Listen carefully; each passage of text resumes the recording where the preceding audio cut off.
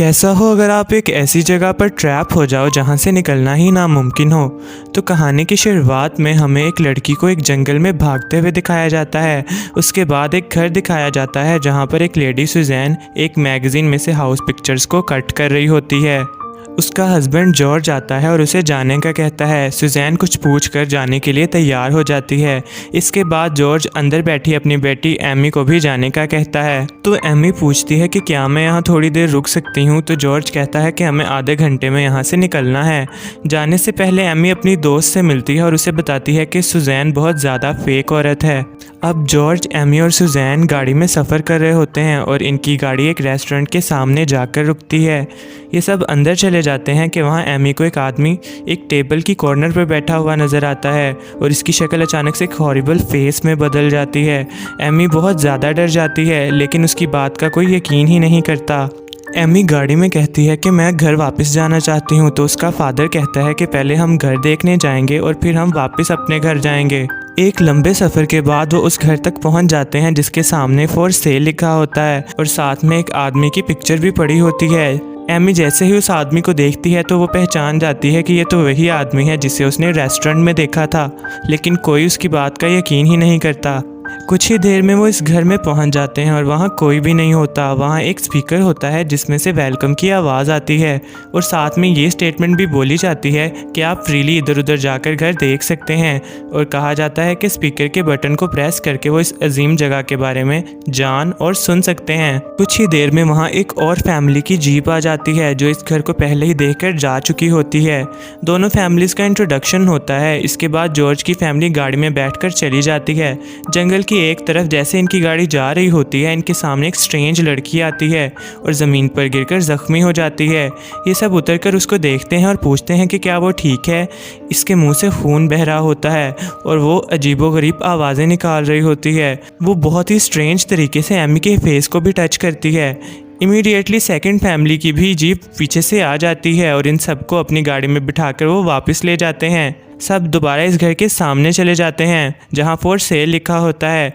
Actually अब दोनों families इस जगह पर ट्रैप हो चुकी हैं। अब वो गाड़ी से यहां से निकलने की बहुत कोशिश करते हैं लेकिन गाड़ी इस घर के सामने आकर ही रुक जाती है।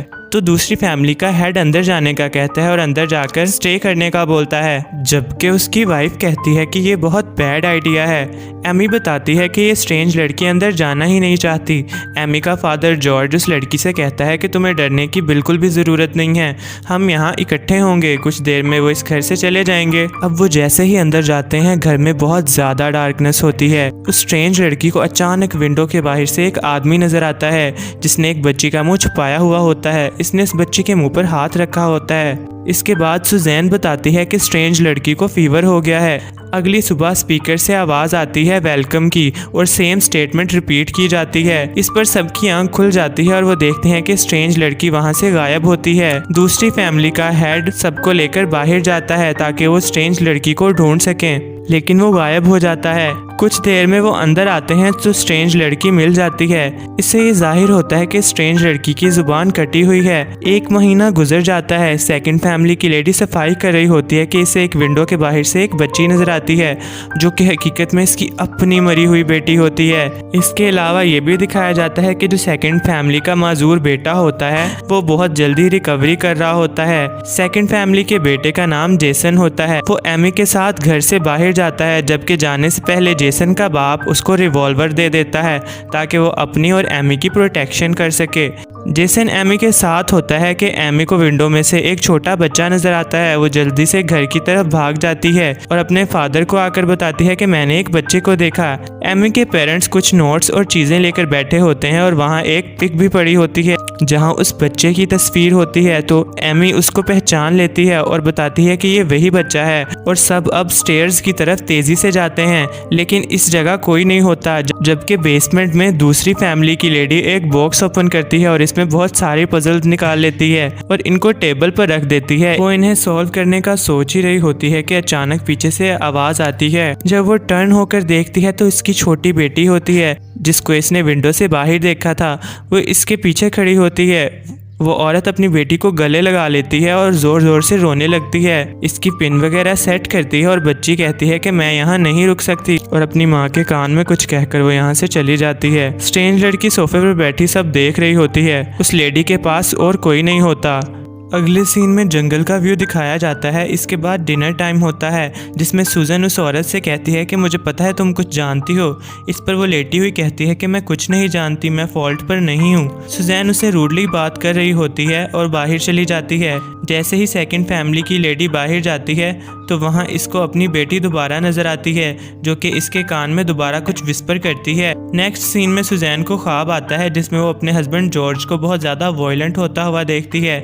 इसके बाद वो सामने वाली कुर्सी पर एक आदमी को भी बैठा हुआ देखती है और अचानक से सुजैन की आंख खुल जाती है। वो अपने हस्बैंड जॉर्ज से डर जाती है और कहती है कि तुम ऐसा नहीं कर सकते। और इधर दूसरी फैमिली का हेड आ जाता है और उस स्ट्रेंज लड़की से बहुत सारे क्वेश्चंस करता है और थोड़ी ही देर में बहुत ज़्यादा हाइपर हो जाता है। इस पर एमी का बाप उससे कहता है कि मैं तुम्हें यकीन दिलाता हूँ कि अंदर कुछ नहीं है और हम तुम्हें कुछ नहीं होने देंगे और सब कुछ ठीक हो जाएगा। अगले सीन में एमी और जॉर्ज जंगल में पहुँच जाते हैं और जेसन का बाप इनको पिस्टल दिखाता है और कहता है कि तुम एक एक करके निकलने की प्लानिंग कर रहे हो।